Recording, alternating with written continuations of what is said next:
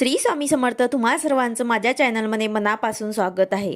तर बघा आता खंडे नवरात्रीमध्ये आपल्याला खंडोबांची सर्वात प्रभावी सेवा म्हणजेच मल्हारी सप्तशतीचे आपल्याला पाठ करायचे आहे। मल्हारी सप्तशती या ग्रंथाचे पाठ आपल्याला का करायचे असतं? कारण घरात वादविवाद, पतीचे त्रास, पती पत्नीमध्ये जमत नसेल, वडील घरात आल्यास मुले घरातून निघून जाणे, मुलांचे आणि वडिलांचे न जमणे, त्यांच्यामध्ये वादविवाद, विवाहाचे प्रश्न असतील, संततीचे प्रश्न असतील, शिक्षणाचे, नोकरीचे, प्रमोशन, आरोग्याचे, तसेच घरामध्ये वादविवाद, खूपच चिडचिडपणा होत असेल तर हे सर्व कोप खंडेरावांच्या महाराजांचेच असतात। म्हणून आपल्याला खंडोबान महाराजांची आपल्याला सेवा करायची आहे। ज्या घरामध्ये कुलाचार, कुळधर्म होतो त्या घरामध्ये कुठलेही प्रश्न येत नाहीत। तर अशा प्रकारे आपल्याला खंडे नवरात्रीमध्ये खंडोबांची सेवा करायची आहे। जसे आपण दुर्गा सप्तशती या ग्रंथाचे पठण करतो, कुलदेवीची सेवा करतो, तसेच आपल्याला आपल्या कुलदेवतांची सेवा सुद्धा करायची आहे। आपले सर्व प्रश्न मार्गी लागण्यासाठी या खंडे नवरात्रीमध्ये आपल्याला खंडोबांची सेवा करायची आहे। हे सेवा केल्याने आपल्या सर्व समस्याचे निवारण होईल, त्यांच्यामधनं आपल्याला नक्कीच मार्ग मिळेल।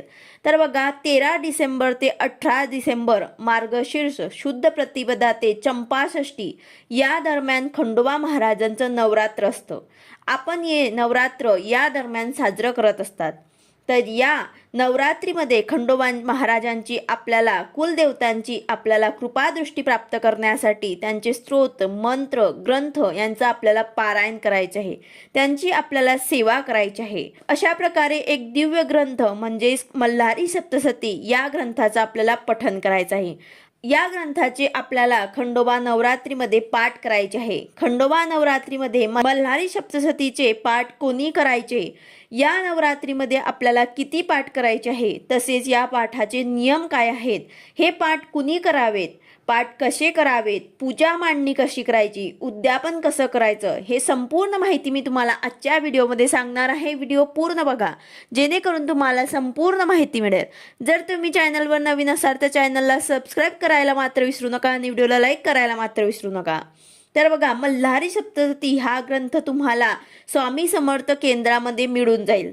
तर तुम्हाला नवरात्र, खंडे नवरात्र 13 तारखेपासून सुरू होत आहे। तर याआधीच तुम्हाला ज्यांच्याकडे हे ग्रंथ नसेल त्यांनी आवर्जून आणून घ्या।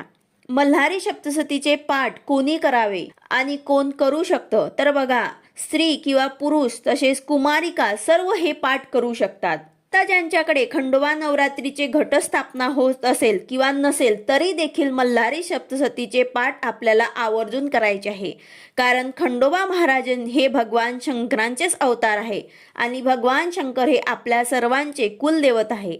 तर सर्वांनी आवर्जून या नवरात्रीमध्ये मल्हारी सप्तशतीचे पठण नक्कीच करायचे आहे। आता हे पाठ करताना कोणते नियम पाळायचे आहे? तर अगदी साधे आणि सोपे नियम आपल्याला पाळायचे आहे। ब्रह्मचर्य पाळायचे आहे, तसेच मनात वाईट विचार कोणाबद्दलही आणायचे नाही, घरात कलह, वादविवाद होणार नाही याची आपल्याला काळजी घ्यायची आहे। तसेच मांसाहार पूर्णपणे वर्ज्य असावा आणि आपण खंडोबा नवरात्रीमध्ये जितके पाठ करणार असाल त्याचा तुम्हाला संकल्प घ्यायचा आहे। संकल्पयुक्त हे पाठ तुम्हाला करायचे आहे। पाठ किंवा पारायण करताना तुम्हाला एक पाटावरती मल्हारी सप्तशती हा ग्रंथ ठेवून तुम्हाला तिथे वाचन करायचे आहे। तसेच खंडोबांचा फोटो जर असेल तर तो सुद्धा तुम्हाला पाटावरती ठेवायचा आहे। आता ज्यांच्या घरात घटस्थापना होत असेल त्यांनी घटाजवळच बसून हे पाठ वाचन करायचे आहे, वेगळी मांडणी मांडायची गरज नाही।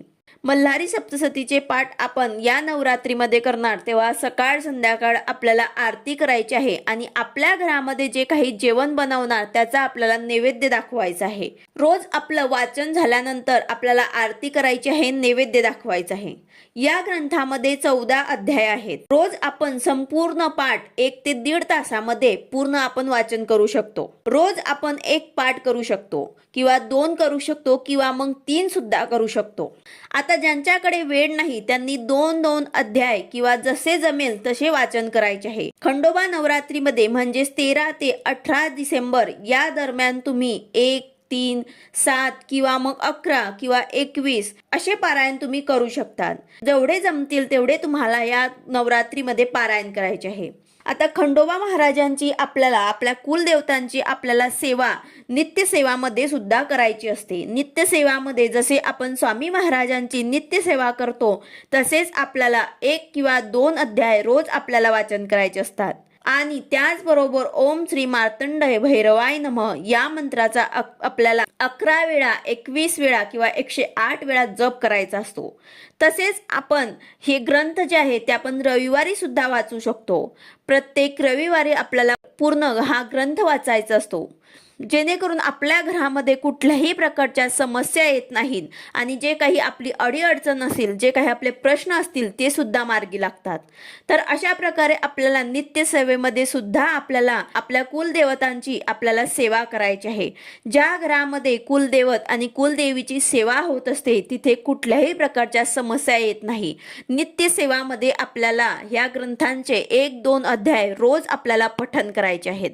ही नित्यसेवा आपल्या रोजच्या सेवेमध्ये आपल्याला आवर्जून करायची आहे, कारण खंडोबा महाराज आपले कुलदैवत आहे। खंडोबा महाराजांची आपल्या कुलदेवतांची सेवा आपल्या घरामध्ये झालीच पाहिजे। आता मल्हारी सप्तशती या ग्रंथाचे पठण आपल्याला कसे करायचे, तर दुर्गा सप्तशती या ग्रंथासारखेच मल्हारी सप्तशतीच्या पहिल्या अध्यायापूर्वी काही स्तोत्र आपल्याला वाचावे लागतात।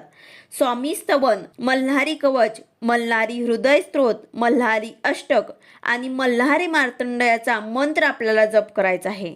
तर अशा प्रकारे आपल्याला हे स्तोत्र वाचून झाल्यानंतर आपल्याला 1 ते 14 अध्याय वाचन करायचे आहे। यानंतर क्षमा प्रार्थना स्तोत्र आपल्याला वाचायचं आहे। हे संपूर्ण वाचन म्हणजेच एक पाठ आपला पूर्ण होतो। तर अशा प्रकारे आपल्याला जमतील तेवढे संकल्पित 1, 3, 7 किंवा 11 किंवा 21 किंवा मग 28 सुद्धा तुम्ही पाठ करू शकतात। आता पारायण कसे करायचे, तर आपल्याला 13 डिसेंबर रोजी या पाठाला सुरुवात करायची आहे। म्हणजे खंडोबा नवरात्रीच्या दिवशी आपल्याला मल्हारी सप्तशती या पाठाला सुरुवात करायची आहे। ज्यांना शक्य होणार नाही त्यांनी नंतर 13 ते 18 डिसेंबर या दरम्यान कधीही आपण सेवेला सुरुवात करू शकतात। तसेच आता मध्येच जर मासिक पाळी किंवा सुतक विटाळ आले तर ते दिवस सोडून तुम्हाला पुढे सेवा कंटिन्यू करायची आहे। यानंतर आपल्याला पाठ करताना शुद्ध तुपाचा दिवा लावायचा आहे। जेवढा वेळ आपण ग्रंथ वाचन करणार तेवढा वेळ आपल्याला शुद्ध तुपाचा दिवा लावायचा आहे। ज्यांच्या घरामध्ये अखंड दिवा लावला जाईल त्यांनी अखंड दिवा लावायचा आहे, पण ज्यांच्या घरामध्ये घटस्थापना होत असेल, अखंड दिवा लावला नाही जात असेल, त्यांनी ग्रंथ वाचन करताना दिवा आवर्जून लावायचा आहे आणि ग्रंथाचे पूजन करायचे आहे। त्यानंतरच आपल्याला ग्रंथाचं वाचन करायचं आहे। आता याआधी आपल्याला संकल्प सुद्धा घ्यायचा आहे। पहिल्याच दिवशी आपल्याला संकल्प घ्यायचा आहे। संकल्प घेताना तुम्हाला या नवरात्रीमध्ये किती पाठ करायचे आहे हे सुद्धा बोलायचे आहे। जसे की कुलदेवतांची कृपा प्राप्ती होण्यासाठी यथाशक्ती खंडोबा नवरात्रीमध्ये मल्हारी सप्तशती या ग्रंथाचे मग आपण किती पाठ करणार आहोत, 7, 21 ते तुम्हाला बोलायचे आहे। हे बोलून झाल्यानंतर तुम्हाला खंडोबा महाराजांची विनंती करायची आहे आणि संकल्पाचं तुम्हाला पाणी जे आहे ते तुम्हाला ताम्हणामध्ये सोडायचं आहे। संकल्प केल्यानंतर तुम्हाला ग्रंथाची पूजा करायची आहे आणि पारायणाला पाठाला सुरुवात करायची आहे। वाचन अगदी हळुवारपणे आणि एका लयीत आपल्याला वाचन करायचे आहे। तसेच आता मल्हारी सप्तशती या ग्रंथाचे उद्यापन कसे करायचे, तर हे आपल्याला चंपाषष्ठीच्या दिवशीच करायचे आहे। ज्यांना जमेल त्यांनी याच दिवशी करायचे आहे किंवा मग दुसऱ्या दिवशी सुद्धा तुम्ही करू शकतात, किंवा मग तुमचे संकल्पित पाठ झाल्यानंतर तुम्हाला उद्यापन करायचे आहे। उद्यापनाच्या दिवशी एक मेहुणं म्हणजेच विवाहित जोडपं आपल्या घरी बोलवायचं आहे, त्यांना जेवू घालायचं आहे आणि त्यांची यथाशक्ती सन्मान करायचा आहे। पुरुषाला कपडे तसेच स्त्रीला साडी घ्यायची आहे, ओटी भरायची आहे, तिचा मान सन्मान करायचा आहे। या दिवशी नैवेद्य काय दाखवायचा आहे, तर उद्यापनाच्या दिवशी पुरणपोळीचा नैवेद्य तुम्हाला दाखवायचा आहे। तसेच बाजरीची भाकरी, वांग्याचे भरीत, पातीचा कांदा, लसूण याचे सुद्धा तुम्हाला नैवेद्य दाखवायचा आहे। चंपाषष्ठीच्या दिवशी जो नैवेद्य आपण दाखवतो तोच नैवेद्य आपल्याला दाखवायचा आहे. वेगळा नैवेद्य आपल्याला दाखवायची गरज नाही. ज्यांच्या घरामध्ये घटस्थापना होत असेल त्यांनी वेगळा नैवेद्य दाखवण्याची गरज नाही. उद्यापन झाल्यानंतर खंडोबांच्या मंदिरात, तुमच्या जवळपास जर खंडोबांचे मंदिर असेल तिथे आवर्जून तुम्हाला जायचे आहे. तसेच आपल्याला उद्यापनाच्या दुसऱ्या दिवशी पूजा मांडणी जी आहे ते आपल्याला मोडायचे आहे आणि क्षमा प्रार्थना मागून खंडोबांना नमस्कार करायचा आहे. तर अशा प्रकारे तुम्हाला खंडोबा नवरात्रीमध्ये मल्हारी सप्तशती या पवित्र ग्रंथाचे, या अत्यंत प्रभावी ग्रंथाचे तुम्हाला आवर्जून पठण करायचे आहे. ज्या घरामध्ये कुलधर्म, कुलाचार पाळला जातो तिथे कुलदेवी आणि कुलदैवत यांचा आशीर्वाद आपल्या घरावरती राहतो. आपल्या घरामध्ये कुठल्याही प्रकारच्या समस्या येत नाही. ज्यांच्या घरामध्ये मुला मुलींचे विवाह होत नसतील, ज्यांच्या घरामध्ये मुलांचे आपल्या वडिलांसोबत जमत नसेल, घरामध्ये वादविवाद होत असतील, तर यांनी आवर्जून रविवारी या ग्रंथाचे पठण आवर्जून करायचे आहे. आणि हे ग्रंथाचे पठण जर कर्त्या पुरुषांनी, घरातल्या कर्त्या पुरुषांनी जर वाचले तर अतिशय उत्तम, किंवा मग कुलस्त्रीने वाचावे. तर अशा प्रकारे या ग्रंथाचं पठण आपल्याला या नवरात्रीमध्ये आवर्जून करायचे आहे. व्हिडिओ आवडला असेल तर लाईक करा, शेअर करा, सबस्क्राईब करा. भेटूया अशाच नवीन व्हिडिओ सोबत. श्री स्वामी समर्थ.